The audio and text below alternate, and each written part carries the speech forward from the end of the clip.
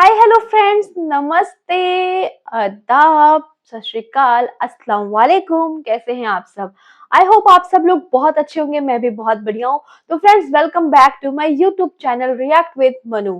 Friends, जैसा कि आप सबको पता है कि क्रिसमस आने वाली है 25 दिसंबर को, लेकिन इस्लाम में इस त्योहार को क्यों नहीं मनाती है? इस्लाम में इस त्योहार का क्या मायने रखता है? क्या चीज़ मायने रखती है इस त्योहार को ना मनाने की? क्या वजह है, क्या रीज़न्स हैं? और अगर इस्लाम में ये त्योहार मनाया जाता तो किस तारीख को मनाया जाता, किस तरह मनाया जाता? ये सब चीज़ें लेकर आई हूँ मैं आज एक वीडियो में। फ्रेंड्स, इस वीडियो में आपको पता चलेगा कि जो इस्लाम में हमारे पैगंबर हैं ईसा अलैहिस्सलाम, उनका जन्मदिन हम लोग क्यों नहीं मनाते, या उनका जो क्रिश्चियंस मनाते हैं क्रिसमस, उनके जन्मदिन के अवसर पे हम लोग क्यों नहीं सेलिब्रेट करते, जबकि वो हमारे ही पैगंबर हैं। तो इसका जवाब आपको इस वीडियो में ज़रूर मिल जाएगा, तो वीडियो को एंड तक देखिएगा, स्किप बिल्कुल मत कीजिएगा। देर ना करते हुए वीडियो को स्टार्ट करते हैं। हेडफ़ोन्स लगा लीजिए अगर आपको अच्छे से सुनाई ना दे रहा हो। चलिए स्टार्ट करते हैं। Start. Christmas. Merry Christmas. Merry Christmas. दुनिया का सबसे बड़ा फेस्टिवल। ये इतना बड़ा फेस्टिवल है कि मुसलमानों की ईदें जितना पैसा 10 साल में बनाती हैं, उससे भी ज्यादा पैसा क्रिसमस के सिर्फ 1 साल में बनता है। लेकिन आखिर ये क्रिसमस मनाया क्यों जाता है? क्योंकि आज दुनिया के सबसे बड़े रिलीजन क्रिश्चियनिटी का ये मानना है कि इसी दिन, क्रिसमस के दिन, जीसस ईसा अलैहिस्सलाम पैदा हुए थे। लेकिन अब क्वेश्चन ये है कि अगर यही दिन 25 दिसंबर ईसा अलैहिस्सलाम की बर्थडे है, तो फिर मुसलमान इसे क्यों नहीं मनाते? क्योंकि यहाँ पर एक बहुत बड़ी कंफ्यूजन है। आज से 2000 साल पहले ईसा अलैहिस्सलाम फलस्तीन के एक छोटे से शहर में एक मिरेकल से पैदा हुए। ये वो जमाना था जब फलस्तीन में तो यहूदी आबाद थे ही, लेकिन यहाँ पर यहूदियों की हुकूमत नहीं थी। हुकूमत उस वक्त की एक बहुत बड़ी सुपर पावर रोमन एम्पायर की थी। जब रोमन एम्पायर अपनी ताकत की पीक पर थी और यहाँ के बादशाह का नाम था सीजर ऑगस्टस, जो रोमन एम्पायर का सबसे ताकतवर बादशाह था। और इसके नाम को, ऑगस्टस को, आज हम सब बहुत अच्छी तरह जानते हैं, क्योंकि इसी ऑगस्टस के नाम पर साल के एक महीने का नाम भी रखा गया। जैसे ही ऑगस्टस अपनी ताकत की पीक पर पहुंचा, उसने वही गलती की जो हमेशा हर बादशाह इस पोजीशन पर पहुंचकर करता है। ऑगस्टस अपने आप को एक आम इंसान की बजाय एक खुदा, गॉड कहलवाने लगा और पूरे रोमन एम्पायर में लोगों से अपनी इबादत करवाने के लिए अपने नाम के टेम्पल्स बनवाए। अगर हिस्ट्री को देखा जाए, जब भी कोई शख्स इस लेवल की ताकत तक पहुंचता है, तो अल्लाह उसके गुरूर को तोड़ने के लिए बिल्कुल मूसा अलैहिस्सलाम की तरह एक माइटी प्रॉफिट भेजता है। तो इसी सीजर ऑगस्टस के दौर में ईसा अलैहिस्सलाम पैदा हुआ। ईसा अलैहिस्सलाम भी यहीं पर रोमन एम्पायर के अंडर फलस्तीन में यहूदियों के साथ बड़े हुए। लेकिन ईसा अलैहिस्सलाम बचपन से अपनी एज के बाकी सारे नॉर्मल बच्चों से बहुत ही डिफरेंट थे, क्योंकि बचपन में एक बार ईसा अलैहिस्सलाम अपनी माँ मरियम के साथ एक बाजार में घूमते घूमते कहीं गायब हो गए, और काफी ढूंढने के बाद भी वो पूरे बाजार में कहीं नहीं मिले। तो आखिर उनकी माँ उन्हें ढूंढते ढूंढते यहूदियों के एक टेंपल की तरफ गए, जहां पर उन्होंने देखा कि यंग ईसा अलैहिस्सलाम उस वक्त के बड़े यहूदी उलमा के साथ डिबेट कर रहे थे। और उनके क्वेश्चंस को सुनकर यहूदी स्कॉलर्स के चेहरे बिल्कुल गुस्से से भरे हुए थे, क्योंकि उनके सामने ऐसे क्वेश्चंस करने की अब तक किसी में जुर्रत नहीं थी। इसी तरह ईसा अलैहिस्सलाम फलस्तीन में बड़े होते गए, और आगे जाकर उन्हें अल्लाह की तरफ से एक बहुत ही यूनिक पावर मिली, जिसमें वो किसी भी बीमार शख्स को सिर्फ एक उंगली के टच से बिल्कुल ठीक कर देते थे। और अपनी इस पावर को यूज करके ईसा अलैहिस्सलाम गरीब लोगों की मदद करने लगे। और जैसे जैसे लोगों को ईसा अलैहिस्सलाम की इस ताकत का पता चला, तो वो दूर दूर से ईसा अलैहिस्सलाम के पास आने लगे। और इसी तरह आहिस्ता आहिस्ता ईसा अलैहिस्सलाम की पॉपुलैरिटी पूरे फलस्तीन में फैलने लगी। आखिर ईसा अलैहिस्सलाम इतने फेमस हो गए कि वो जिस भी शहर की तरफ जाते थे, वहां के सारे लोग उन्हें वेलकम करने के लिए उस शहर से बाहर निकल आते थे। और ईसा अलैहिस्सलाम अपनी पावर से उन सब की बीमारियां दूर कर देते थे। यहां तक तो सब बिल्कुल ठीक था, लेकिन आहिस्ता आहिस्ता ईसा अलैहिस्सलाम अपने फॉलोअर्स को बिठाकर उनके सामने स्पीचेस करने लगे। और इन स्पीचेस में वो बार बार लोगों को ये समझाने लगे कि आज हमारे इस रिलीजन को सिर्फ और सिर्फ इन यहूदी स्कॉलर्स ने तबाह किया है, जो अपने टेम्पल्स में बैठकर सिर्फ गरीब लोगों से चंदा जमा करते हैं और सिर्फ कुछ पैसों के लिए यही स्कॉलर्स तौरात की आयत को चेंज करके अपनी मर्जी के फैसले लिखते हैं और हर स्पीच में बार बार ईसा अलैहिस्सलाम यहूदी स्कॉलर्स को मुनाफिक कहकर पुकारने लगे। ये सब सुनने के बाद यहूदी अवाम तो ईसा अलैहिस्सलाम की इन बातों से बहुत इंस्पायर होते थे, लेकिन ईसा अलैहिस्सलाम की इन बातों से यहूदी स्कॉलर्स के धंधे खराब होने लगे, जिसकी वजह से यहूदी उलमा के दिलों में ईसा अलैहिस्सलाम के लिए सख्त नफरत पैदा हुई और वो ये प्लानिंग करने लगे कि किसी तरह ईसा अलैहिस्सलाम को मारकर उनसे अपनी जान छुड़ा दे। लेकिन सुपर पावर रोमन एम्पायर की हुकूमत में ऐसा करना इम्पॉसिबल था। लेकिन ये सब भी बहुत जल्द बदलने वाला था, क्योंकि आहिस्ता आहिस्ता ईसा अलैहिस्सलाम फलस्तीन में इतने फेमस हो चुके थे कि वो फलस्तीन में जहां भी जाते थे हजारों लोगों का क्राउड उन्हें देखने के लिए जमा हो जाता था। आखिर एक दिन ईसा अलैहिस्सलाम फलस्तीन के कैपिटल जेरूसलम की तरफ गए। जब लोगों को इस बात का पता चला तो हजारों लोग उनको वेलकम करने के लिए सिटी से बाहर निकल आए और उनकी सवारी के सामने खजूर के दरख्त की शाखें फेंकने लगे, जो उस जमाने में हाईएस्ट रिस्पेक्ट दिखाने का एक तरीका था।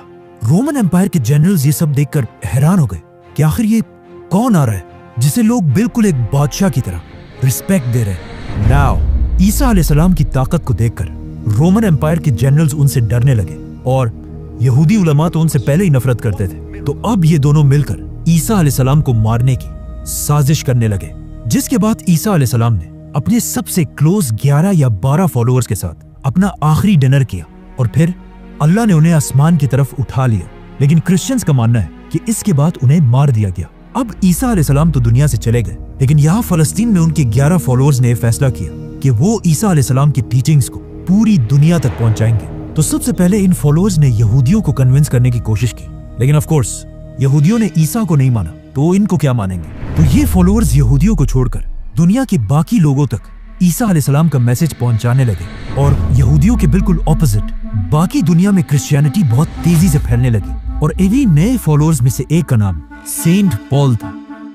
आज की दुनिया की क्रिश्चियनिटी में सेंट पॉल का सबसे बड़ा रोल है, क्योंकि पॉल से पहले लोग ईसा अलैहिस्सलाम को सिर्फ एक पैगंबर और अल्लाह का बंदा समझते थे, लेकिन पॉल ने पहली बार दुनिया में एक कॉन्सेप्ट लाया कि ईसा अलैहिस्सलाम कोई आम इंसान नहीं बल्कि अल्लाह के बेटे और खुद भी एक खुदा थे। आज पूरी दुनिया के क्रिश्चियंस ईसा अलैहिस्सलाम को खुदा मानते हैं और इस सब की शुरुआत इसी पॉल से हुई थी। हालांकि पॉल अपनी पूरी जिंदगी में ईसा अलैहिस्सलाम से कभी मिला ही नहीं था। पॉल और उसके फॉलोअर्स की वजह से Aahista Aahista Christianity Roman empire में फैलती गई, लेकिन यहाँ पर मसला ये था कि रोमन एम्पायर का रिलीजन क्रिश्चियनिटी के बिल्कुल ऑपोजिट था और वो उस जमाने में जुपिटर की इबादत किया करते थे।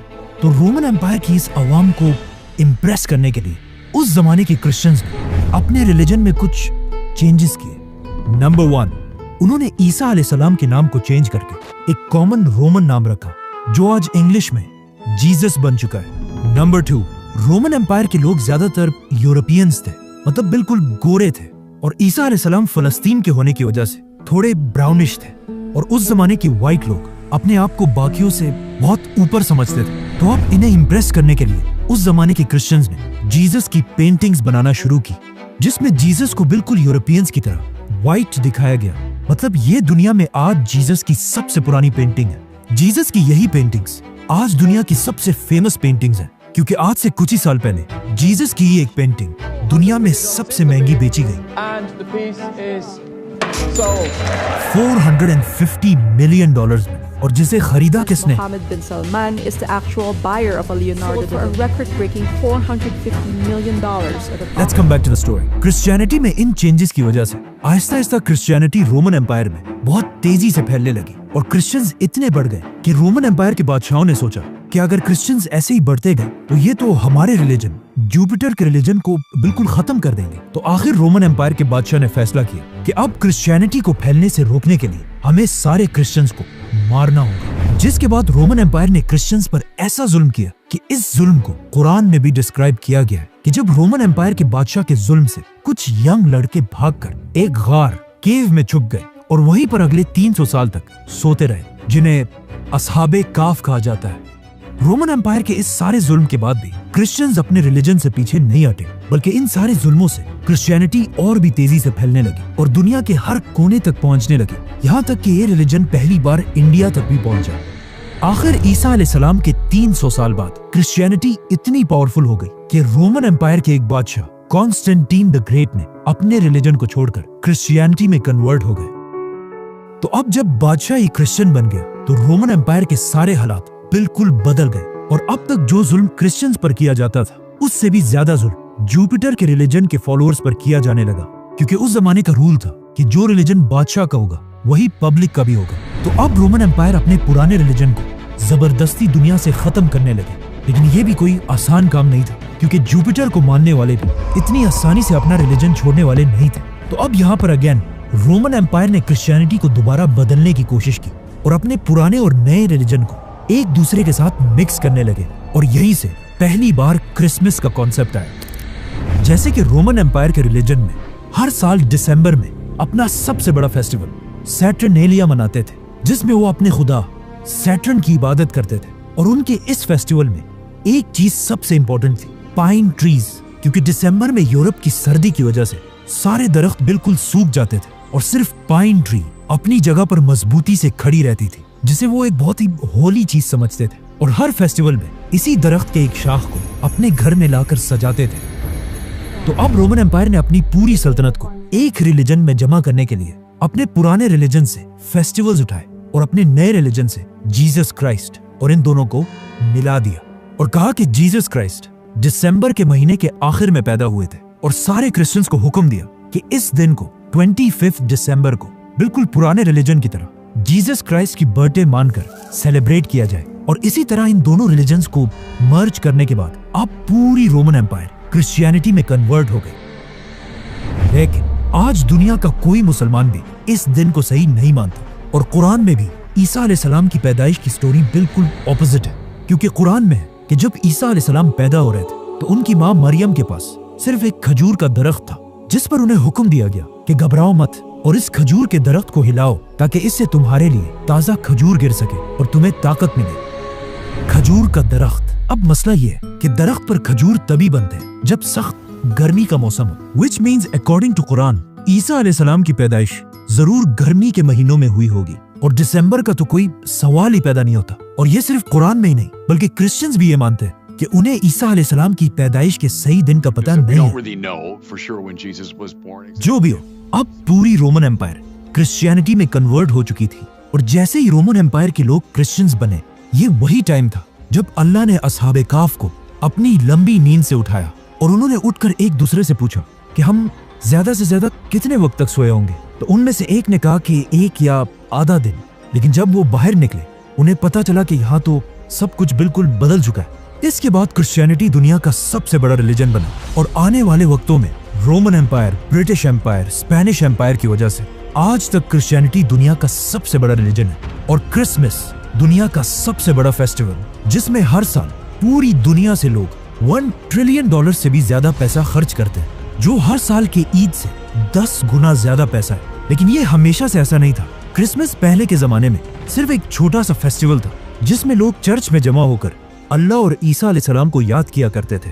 लेकिन आहिस्ता आहिस्ता लोग इस सब से बोर होने लगे, तो अब लोगों को दोबारा क्रिसमस की तरफ अट्रैक्ट करने के लिए कुछ लोगों ने क्रिसमस के इस फेस्टिवल में नई चीजें ऐड की, जैसे कि म्यूजिक, गाना, शराब।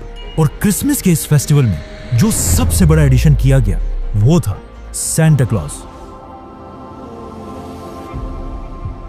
जो पुराने जमाने में एक real Christian scholar Saint Nicholas थे, जो अपनी जेनरोसिटी की वजह से पूरे क्रिश्चियंस में मशहूर थे।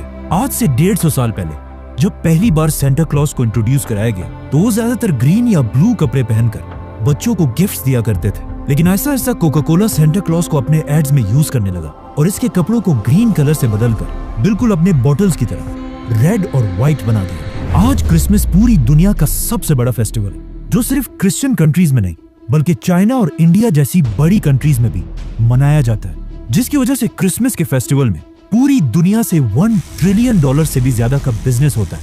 और ये $1 ट्रिलियन इतना ज्यादा पैसा है कि अगर मुसलमानों की 10 साल की ईदों को भी मिला दिया जाए तब भी वो 1 साल के क्रिसमस से कम बनते हैं।